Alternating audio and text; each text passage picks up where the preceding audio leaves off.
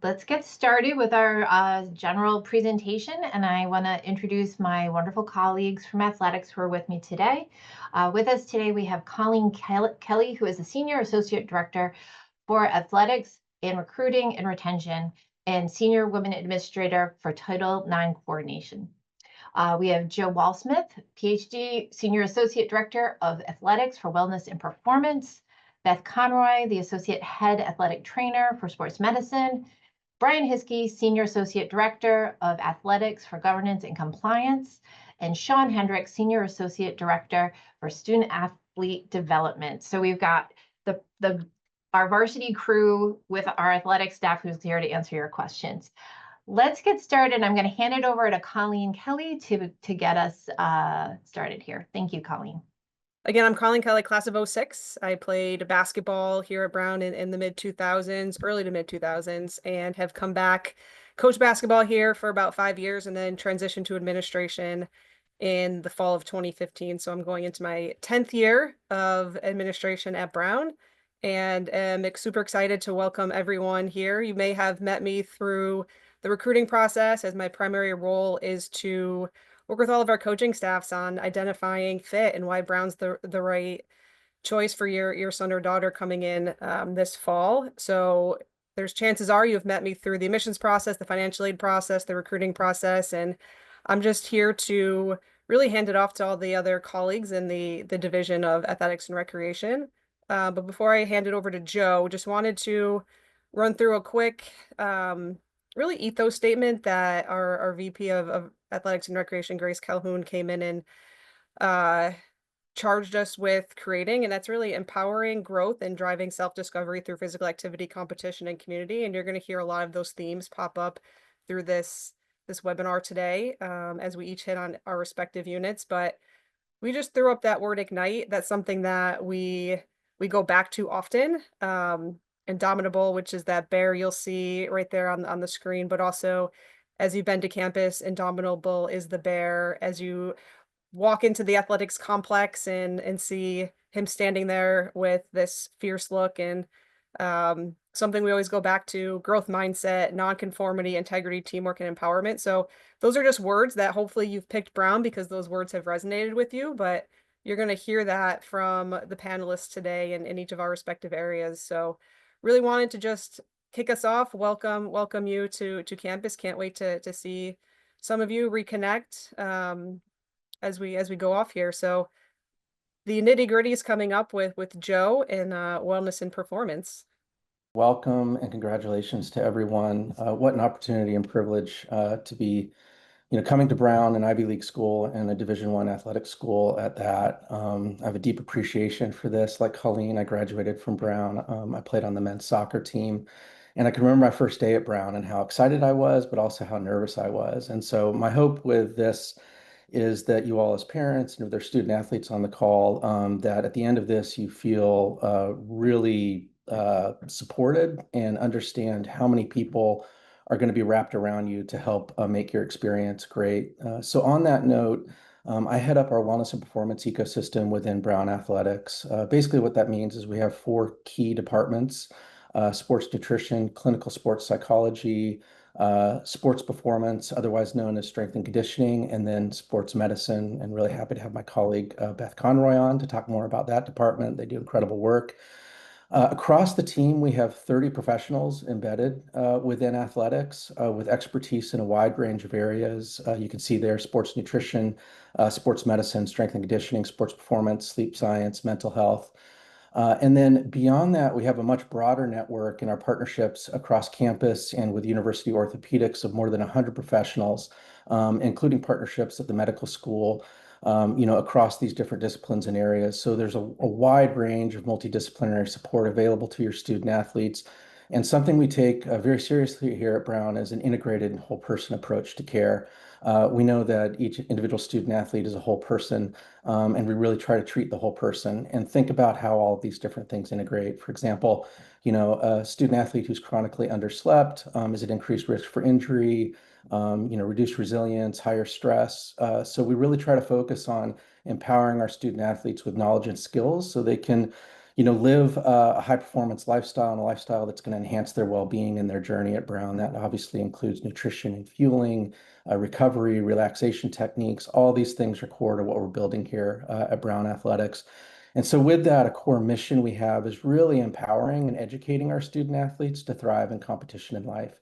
We recognize this is not just about the 4 years here at Brown. It's about what can we teach, what can we share, and what can your student athletes take away from the experience here that's going to help them for the rest of their lives. So again, this theme of education and empowerment is something that we really embrace here. And I think one thing we found really consistently across our student athlete population is those who really lean into that and embrace the resources available to them, who get curious, who ask questions, they're the ones who really, really tend to thrive. And we see them in all aspects of their experience really growing and learning. And that's that growth mindset. So we are all here. We're paid to support your student athletes, and we really encourage them, to bring their voice forward. If they have questions, thoughts, want to learn more, we're here for that.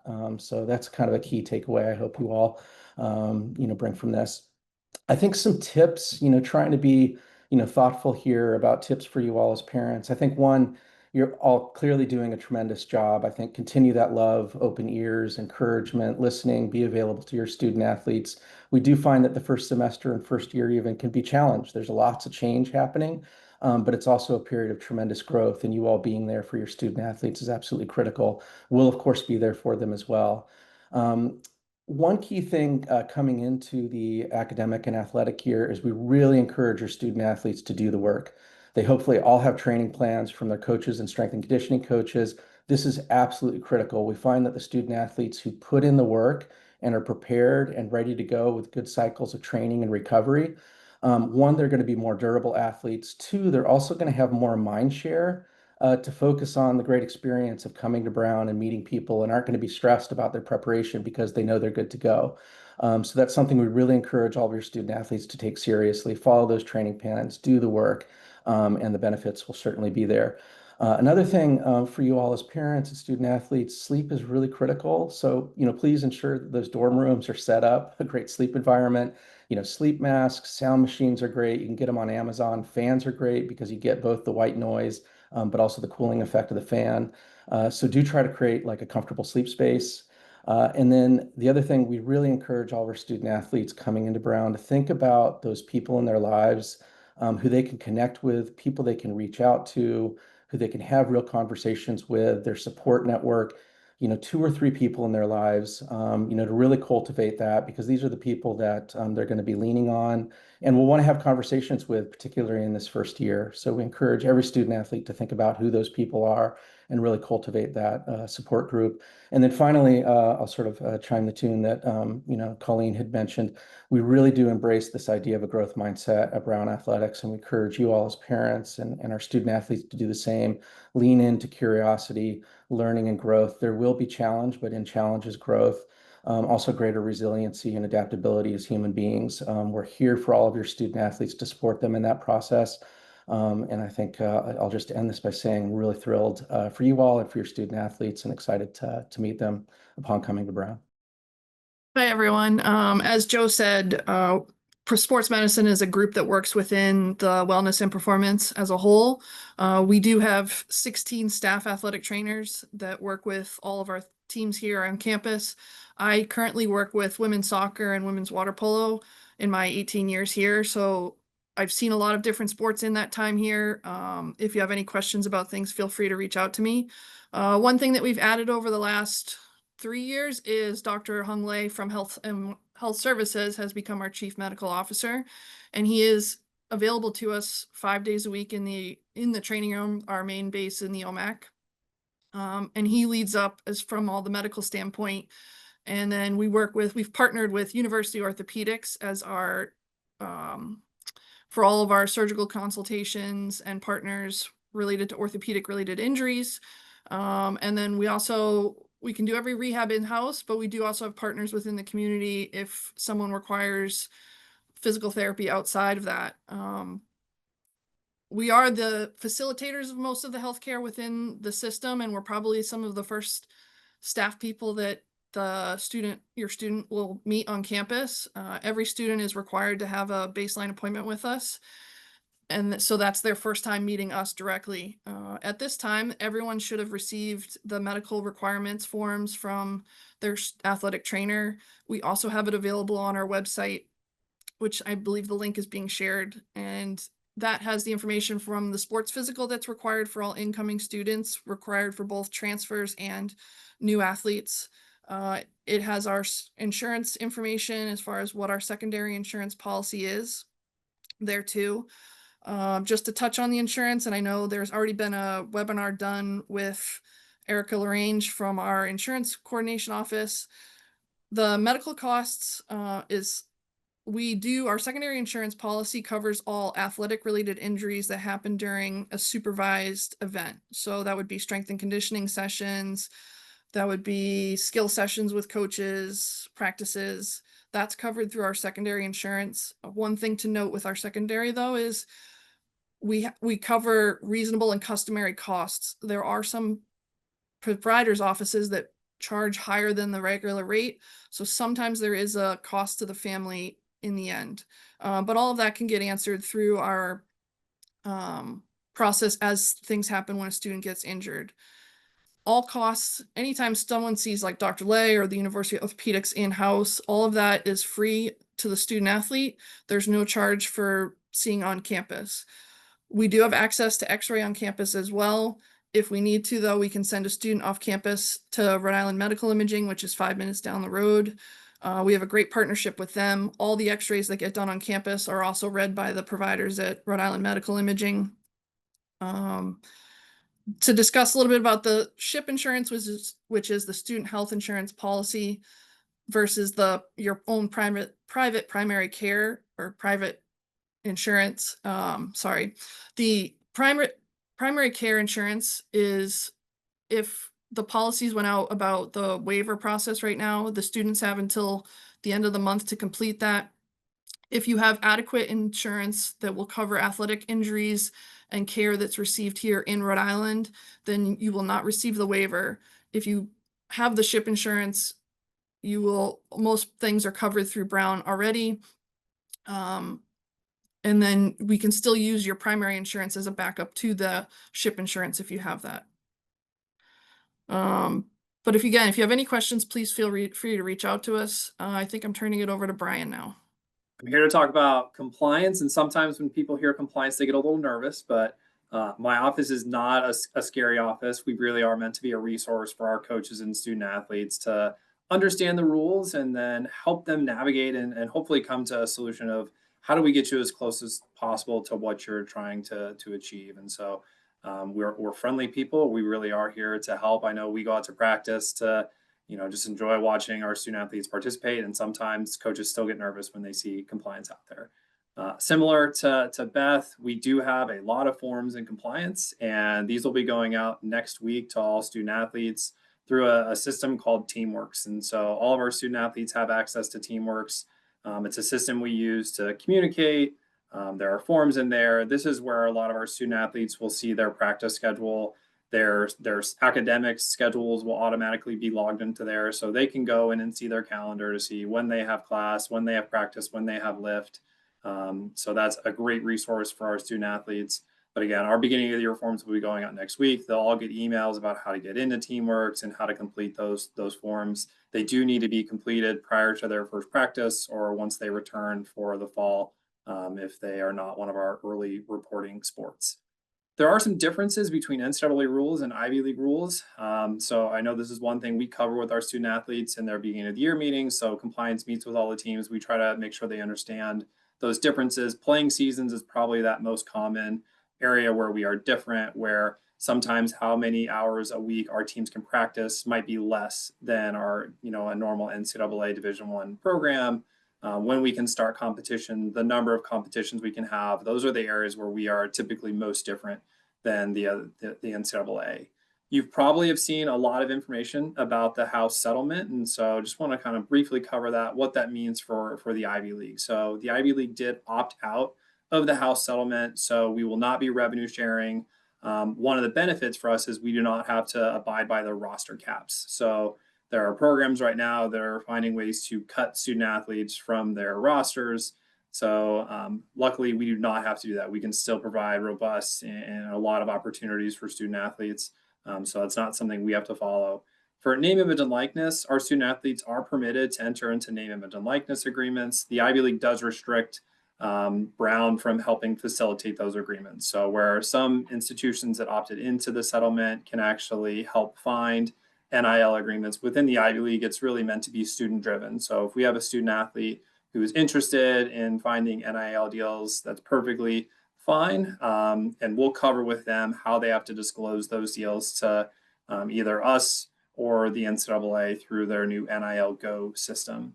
Last thing I want to touch on quickly is FERPA.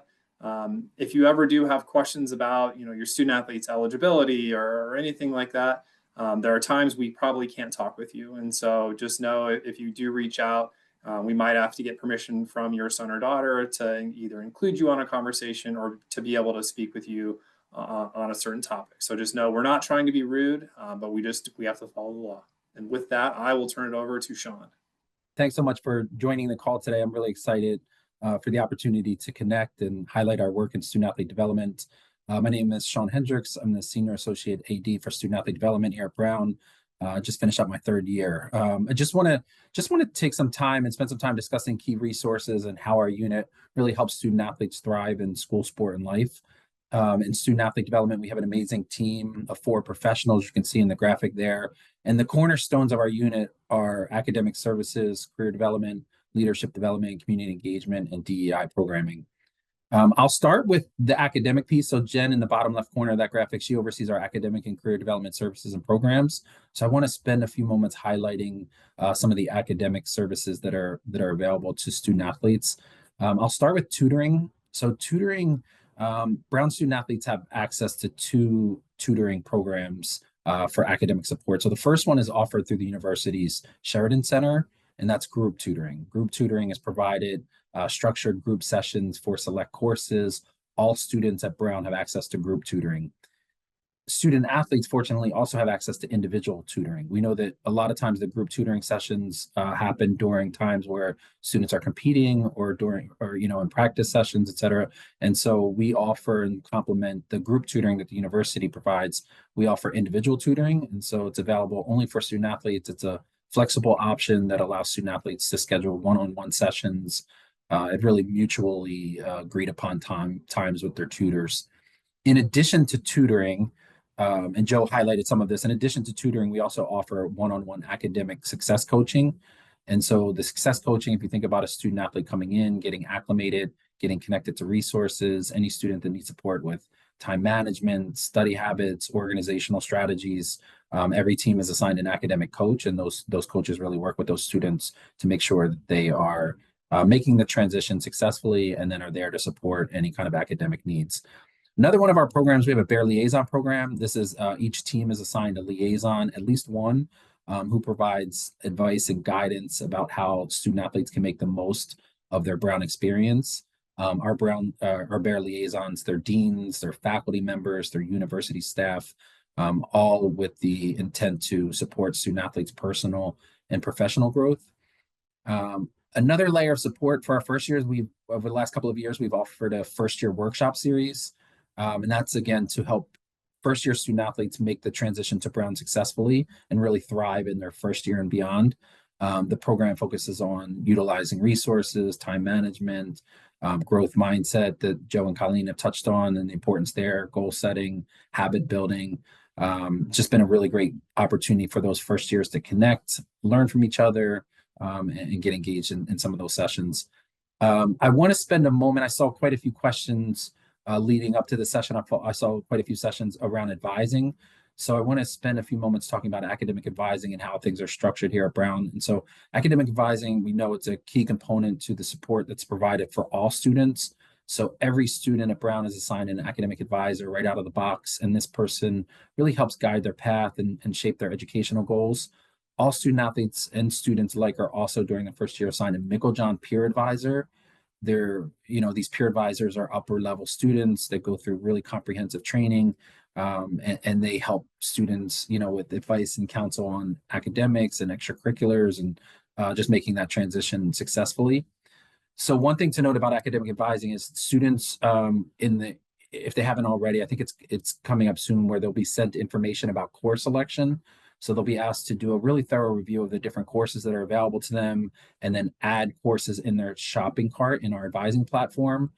And then when they come in, so orientation essentially starts on August 27th. And then a few days later on the 29th, on that Friday, they'll meet with their academic advisor and their Meikle-John advisor, and they'll have a conversation around their goals, their interests, the courses that they're interested in taking. And then that later on that day, on that Friday, on the 29th, they'll actually have a chance to register for classes at 4 p.m. So they'll learn all of that during their time during orientation. So you can kind of put their mind at ease. All the academic advising and course scheduling challenges, all that will come into focus once they're here for orientation.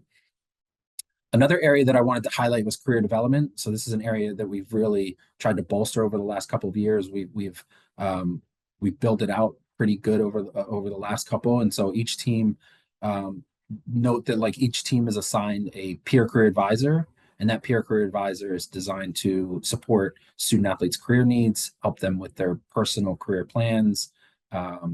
This includes the student athlete being able to articulate their unique experiences as it relates to being a student athlete, to employers, to professional programs, any student that needs support with, writing a resume, reviewing their cover letter, mock interview, trying to decide between different internship opportunities.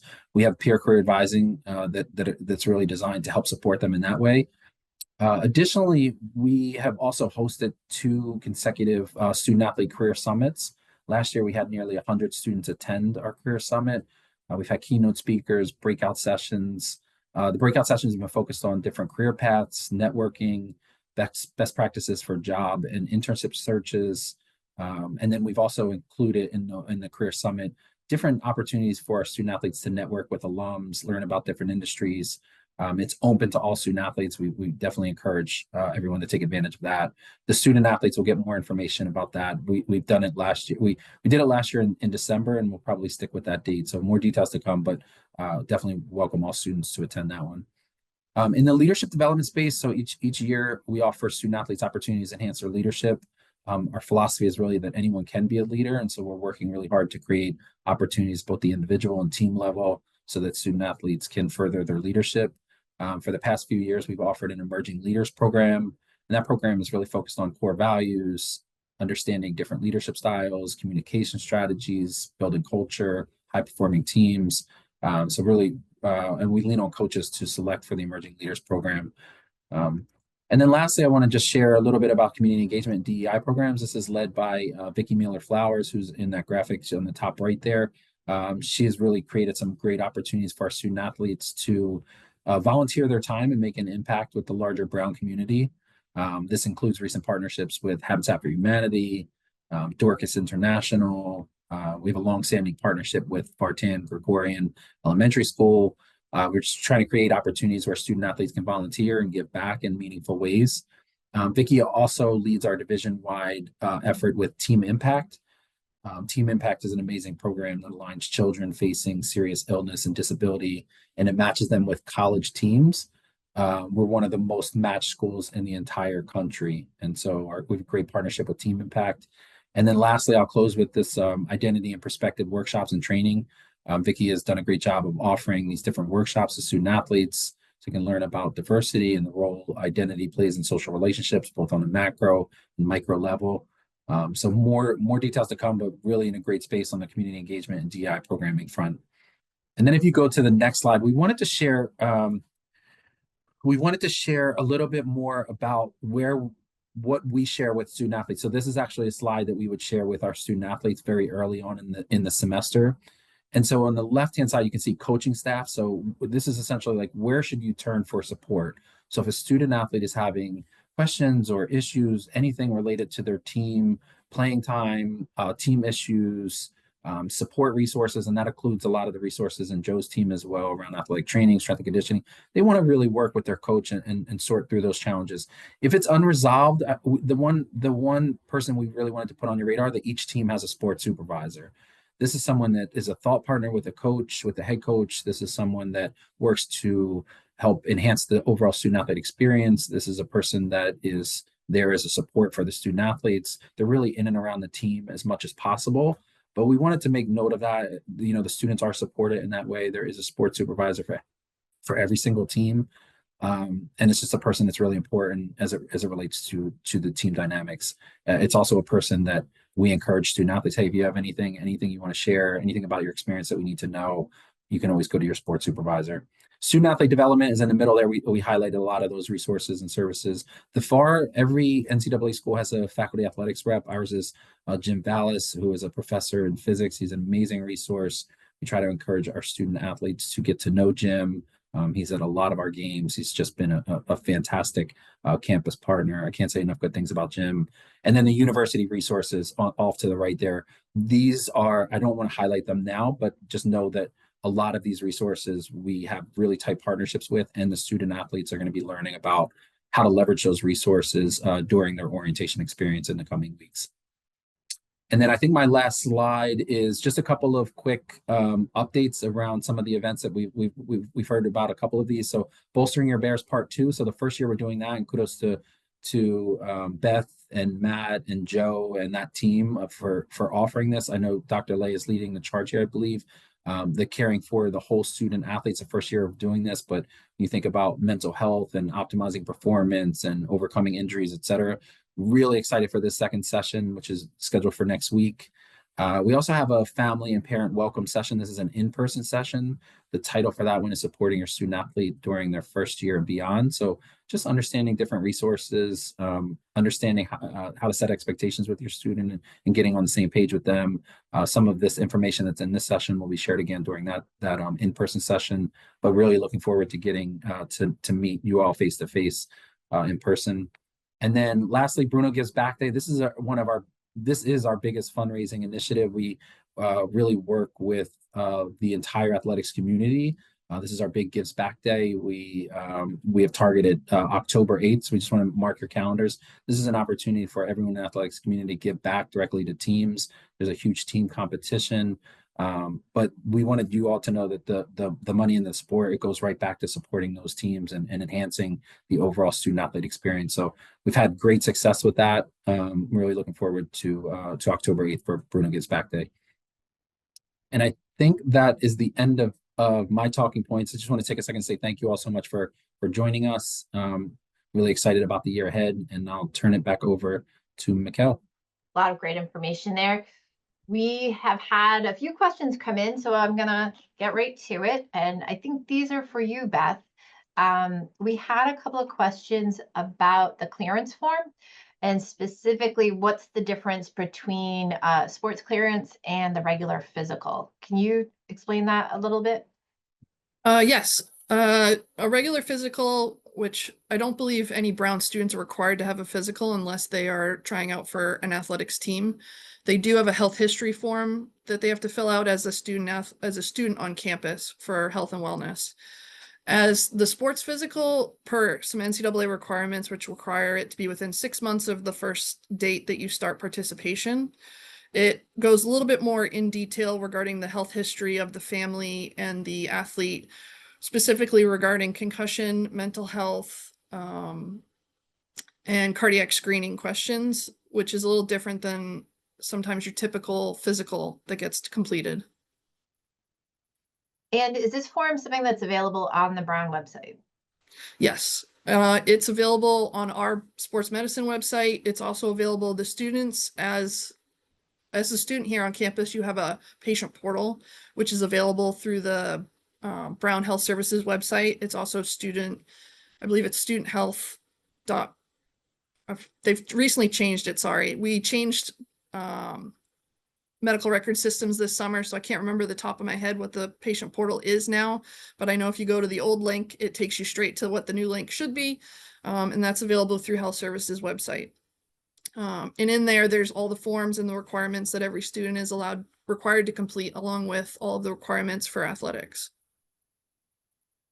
And this one might be a little bit in the weeds. We might need to direct this person to our insurance folks. But Beth, do you have, can you explain how the secondary insurance differs from the primary SHIP plan?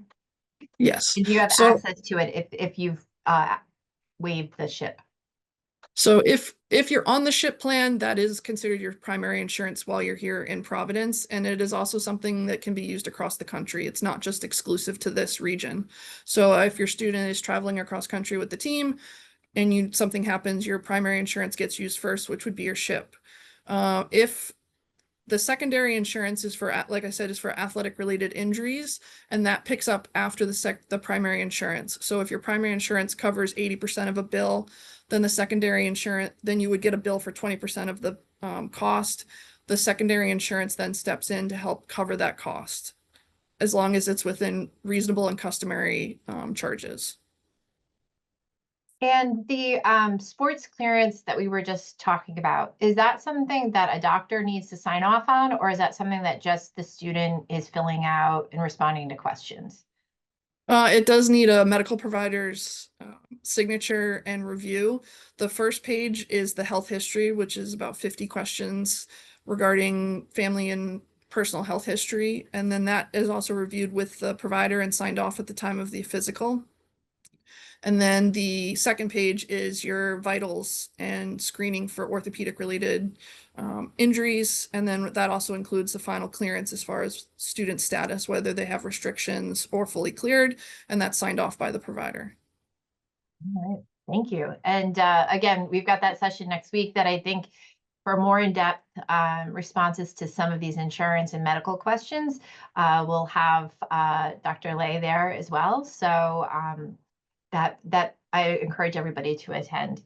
The next question that came in, Joe, I'm going to direct this to you. It's about psychological resources, but I want to group it with another question that we got in the registration about how the university ensures that a healthy mental environment on the team is set by the coaches. Can you talk about the resources that are available, including psychologists and how they work with the teams? Yeah, for sure. This is a great question and appreciate the question. So, a couple things everyone should know is we take mental health really seriously here at Brown Athletics. Um, at the core, all of our coaches and all of our student athlete facing staff get mental health training. So we really focus on creating a web of support across the ecosystem of folks that are, interacting with our student athletes. The other part of that is we have multiple resources available for clinical support and care for our student athletes. One, of course, is our counseling and psychological services team, otherwise known as CAPS. We have 19 clinicians on that team, including 2 psychiatrists. All of those clinicians do great work with our student athletes and can help with performance needs as well. So that's a great team and a critical partnership for us here in athletics.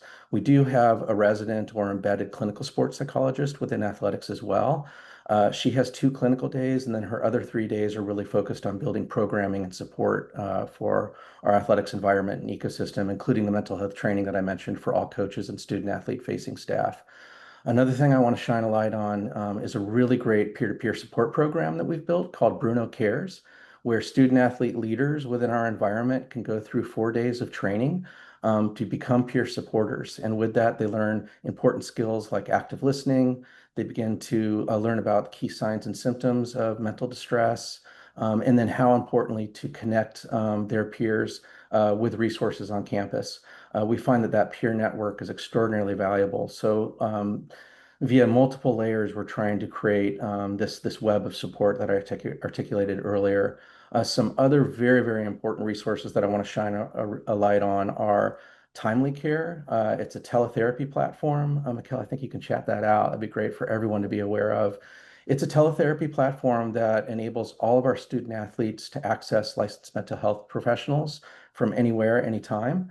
They can identify the mental health professional that they feel would be the best fit for them, and then have virtual consultations with that professional. Great resource for our student athletes.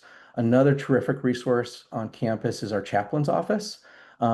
Whether or not one is faith-based or has a spiritual tradition, our chaplains are fantastic. And we've heard great things from our student athletes in their conversations with folks in the chaplain's office, a great resource and support. And then a couple of other key resources I'll mention, our student athlete facing staff, the sports medicine team, Beth and Matt's team, our athletic trainers are fantastic. They will be interacting with your student athletes on the day-to-day, and they are there to support your student athletes, and are trained in mental health training and can provide, necessary support, and then connect your student athletes with resources if they need deeper support. And the other thing that I'll mention that's really unique to Brown and quite special, and we've had a lot of success with student athletes who have engaged with this department, the Mindfulness Center at Brown University is a leading mindfulness center in the world. I have a great example of a woman soccer player. Beth knows this athlete. Before her senior year, she got very interested in mindfulness. I teach mindfulness. We had probably an hour and a half conversation about it. She attended multiple mindfulness sessions, and then I connected her with resources at the Mindfulness Center at Brown. It became something that was really valuable for her in her life. She came back, won an Ivy League championship with the women's soccer team, and then went on to UNC. She had another year of eligibility and won a national championship, and now she's playing in the NWSL.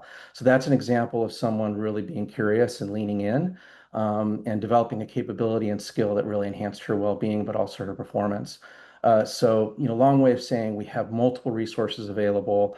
Please encourage your student athletes to ask. And I would say the first point of contact, if you forget or your student athletes forget all of this, is talk with your athletic trainer, and they'll be able to connect you to the care and support that you need. Yeah, we have so many resources, and that's what they're there for. So please encourage a student to take advantage of them. We had a few other questions about academics. So Sean, I'll direct those to you. We had one that was about how you resolve conflicts when a student might be traveling for a competition and maybe they have an exam at the same time. How does the department handle that? Mhm. Yeah, great question. So one of the things that we work with our student athletes on is getting them this missed class letter. And what we ask them to do is review the classes that they're enrolled, all of the potential conflicts with competitions and travel dates, to get those on paper and share with their faculty members very early in the semester.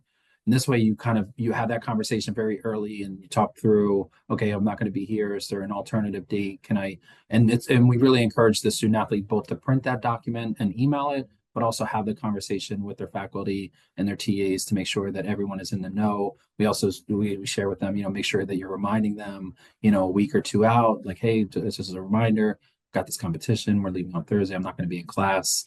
Here's the situation. But most of those conflicts are very easily resolved with the professor and student athlete just working one-on-one to figure out an alternative date. And all those supports and academic resources that you talked about, how does that work when a team's traveling on the road? How do they connect with those academic supports? Yeah, so the nice part about the two I'll highlight: tutoring, the fact that we have one-on-one tutoring, so students can access and schedule around whatever dates make the most sense. So a lot of times, if the students come back on a Saturday and they want to schedule tutoring on a Sunday, they can certainly do that. It's whenever the tutor is available and whenever their schedule makes the most sense. It's the same with academic coaching. So if they need an extra layer of support with time management or organizational strategy, those kind of things that are going to help them in the classroom space, they can schedule a one-on-one at the time that makes the most sense for them and is convenient for them. A lot of our students will make the most of any kind of downtime, right? It's like that wait time where you're, on the bus, you're in the air, you're traveling in between. It's like sometimes if the game's not till later on a Saturday, the students are in the hotel doing work in the morning. But it's really figuring out what makes the most sense for you and your schedule, and how to take advantage of those times where you do get an open window. Many of the students will really leverage like a Sunday to sit and do the work needed for the week and get prepared. But it really just based on when your team is traveling and when you're competing. And related to that, are there expectations for student athletes to stay on campus when others are going home for breaks like Thanksgiving or winter break?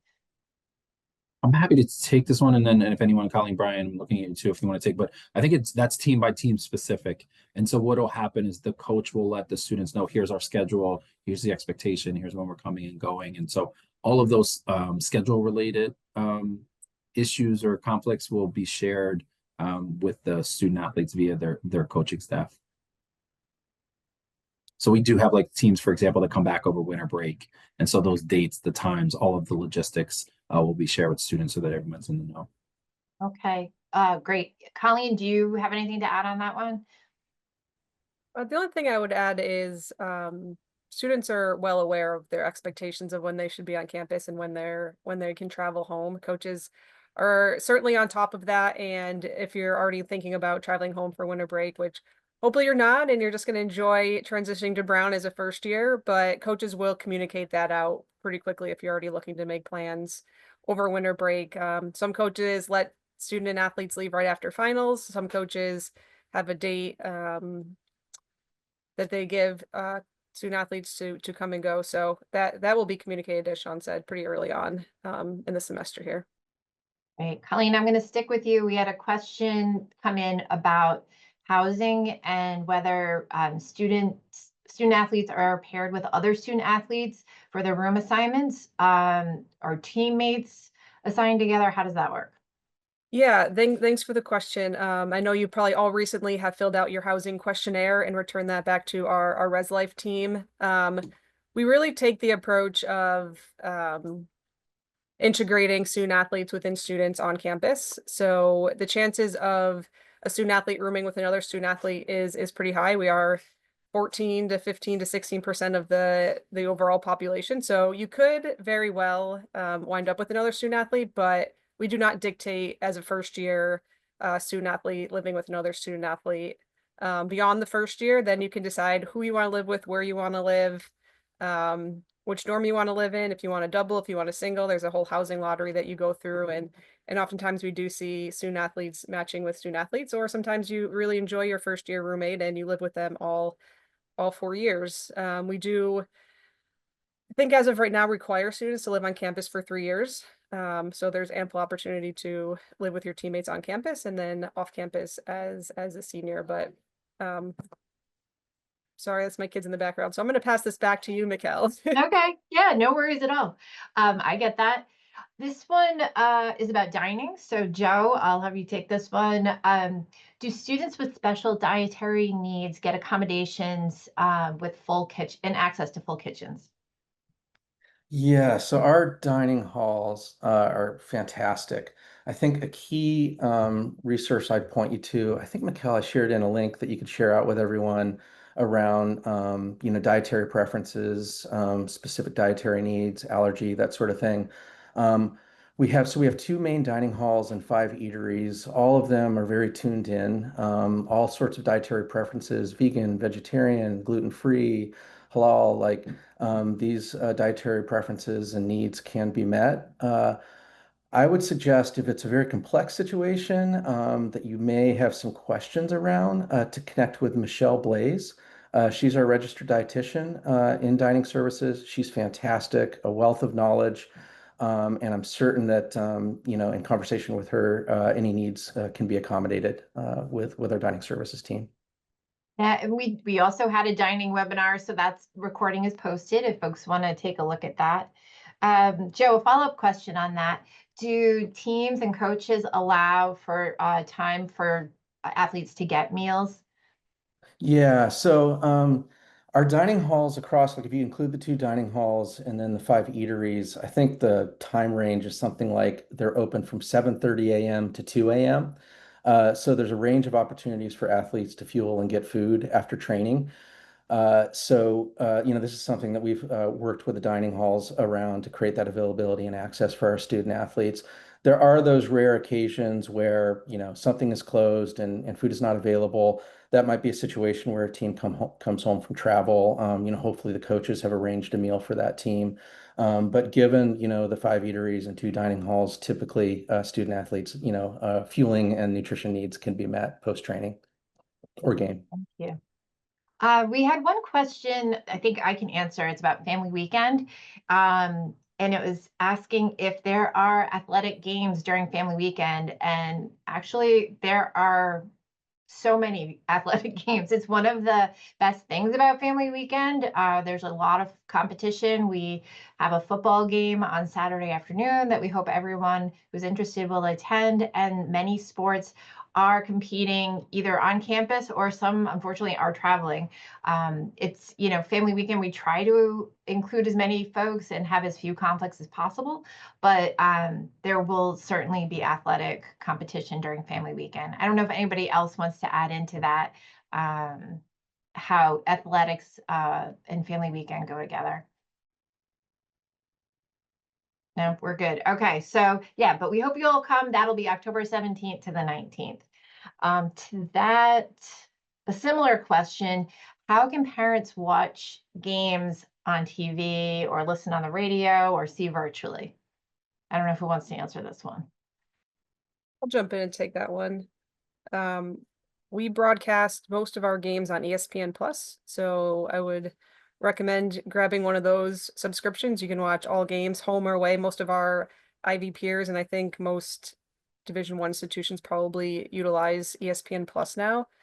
So I would recommend doing that. You can also usually on Instagram or certainly brownbears.com, they typically have links to games. There's a couple conferences that probably don't have an ESPN Plus, but they'll have a link to their particular streaming platform.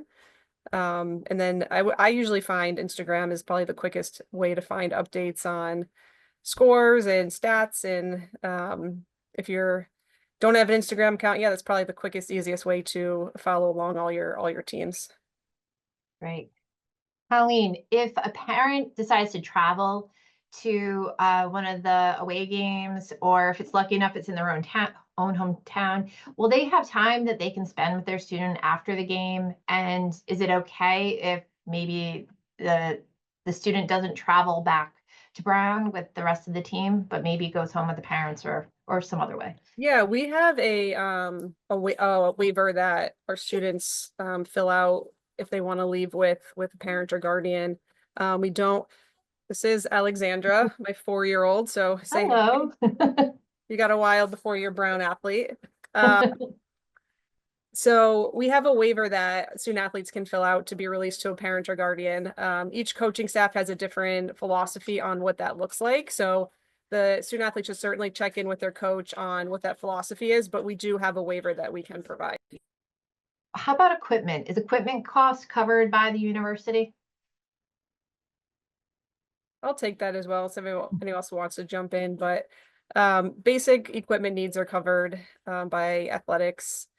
They'll get their gear, they'll get their practice gear, they'll get their sport related equipment that programs can cover. So you don't have to worry about packing every little thing that you used in high school, because our programs will cover a majority of the basic equipment needs. And if there's a demonstrated need, you can also talk to someone within athletics, whether it's myself or Sean or Brian, to determine if there is additional need that needs to be covered.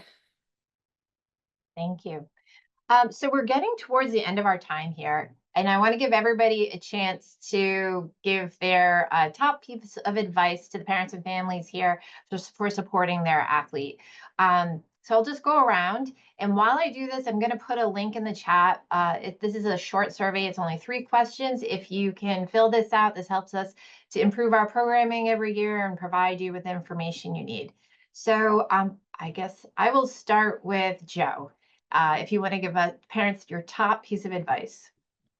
Oh, wow. Pressure's on. I wasn't fully expecting that. I would just say embrace and enjoy the process. It's an incredible journey that you all as parents are going to be going on, and your student athletes are going to be going on. And I know it's going to be a great experience. I have an older daughter who's in college right now at another Ivy League school. She didn't want to follow her dad's path, which I respect and appreciate. But yeah, it's been great just sharing the journey with her, staying connected, getting to campus to see her. And so I encourage you all, if you have the opportunity to do that, to spend as much time here at Brown as you can.